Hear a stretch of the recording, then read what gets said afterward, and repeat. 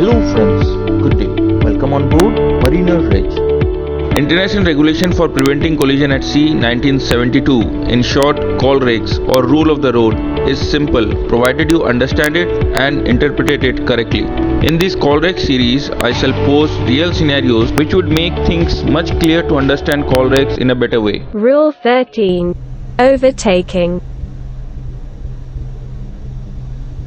Notwithstanding anything contained in the rules of Part B, Sections I and II, any vessel overtaking any other shall keep out of the way of the vessel being overtaken. A vessel shall be deemed to be overtaking when coming up with another vessel from a direction more than 22.5 degrees abaft her beam, that is, in such a position with reference to the vessel she is overtaking, that at night she would be able to see only the stern light of that vessel but neither of her side lights.